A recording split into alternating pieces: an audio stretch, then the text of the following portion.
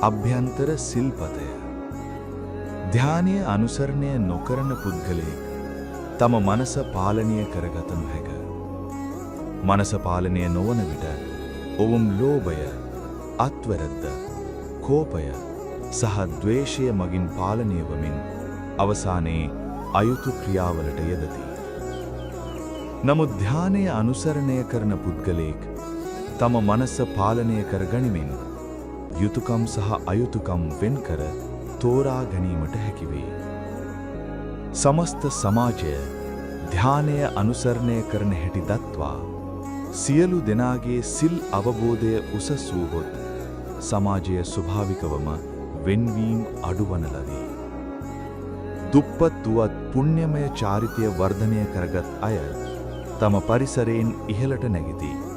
සහ ධනවත් වුවත් සිල්මය ගුණ ඇති අය දුප්පත් අය උදව් කරන හැටි දනිති. එවිට සමාජය අතිශය සුන්දර වේ. අපි ධනවන්තයන් පහළට නොබැසෙමු.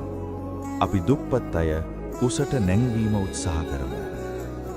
දුප්පත් අය උසට නැංවන්නේ ප්‍රථමයෙන් ඔවුන්ගේ සිල් ගුණ උසස් කිරීමෙන්ය. එසේම ධනවත් අයත් සිල් ගුණ ඇතිනම් ඔවුන්ද දුප්පත් අය උසට නැංවීමට අත්වැඩ ලබා දේ.